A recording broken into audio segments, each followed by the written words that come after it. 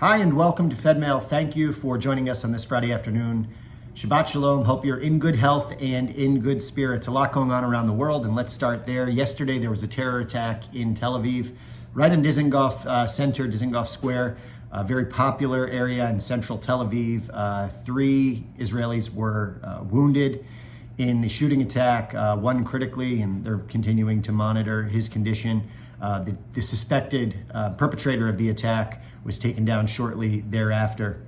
Also this week, as it relates to Israel, the International Atomic Energy Association released a new report that says that the Iranian nuclear facilities are now enriching uranium at a high enough level to build a bomb in mere weeks. It seems like over the past decade, there's always these reports coming out periodically that talk about the status of Iran's uranium stockpiles and how seemingly with each report, the amount of enriched uranium needed to create a weapon, the amount that they have that Iran has in their possession to create a weapon seems to increase each time. So I know that this is being looked at and watched very closely and carefully by Israeli officials because it's quite troubling, particularly now that the breakout period, so to speak, is so short and limited to just a few weeks. Also this week, there were continued protests in Israel over the upcoming judicial overhaul led by the coalition government. And as we've talked about before, they're looking to change the role of Israel's judiciary. Thousands, tens of thousands, hundreds of thousands of Israelis have protested this move. It's quite unpopular.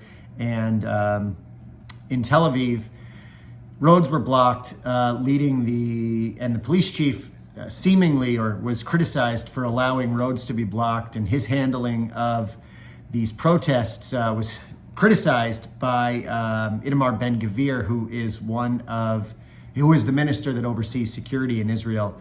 And subsequently, the police chief of Tel Aviv was transferred to another position, which also was viewed as quite controversial. That transfer was viewed as quite controversial. So all of these ongoing concerns and tensions around this judicial overhaul, these planned initiatives by the new coalition, by the coalition that came in December, still calling it a new coalition,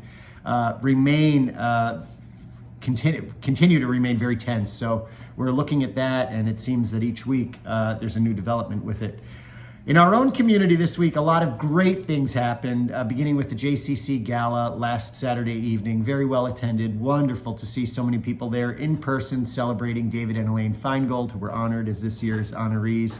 Great to see you all there. Beth Israel held a wonderful pre-Purim event at the White Room in the Canal District, which is a great venue. And we love klezmer music, and klezmer music was the highlight of that program.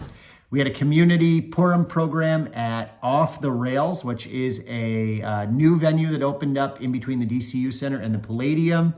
And we thank our partners at the Torah Center and the JCC and PJ Library for joining with us for a fantastic Purim in Hollywood event. We loved it.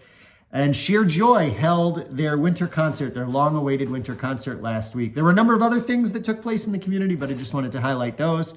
And of course, Jewish Federation called volunteers for Super Sunday. Thank you to all of the Federation board members and volunteers who made calls to community members.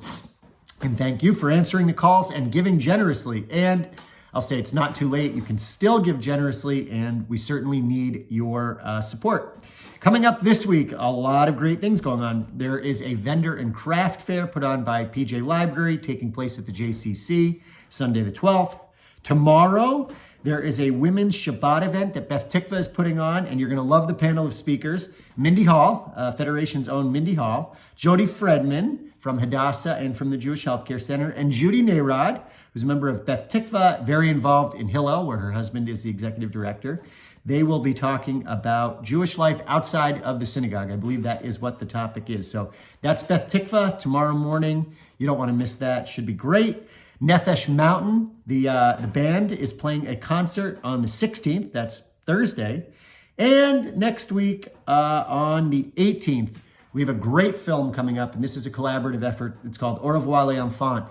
And you don't want to miss that. It's an important Holocaust-themed film.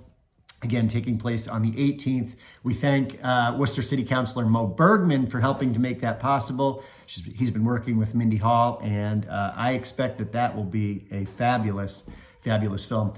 Thank you all again for tuning into Fedmail. Thank you to our corporate sponsors, Drew Mortgage and Ransford Pest Control. And thank you for being a generous supporter of Jewish life in Central Mass and around the world. Take care. Have a great weekend. Good Shabbos. Bye-bye.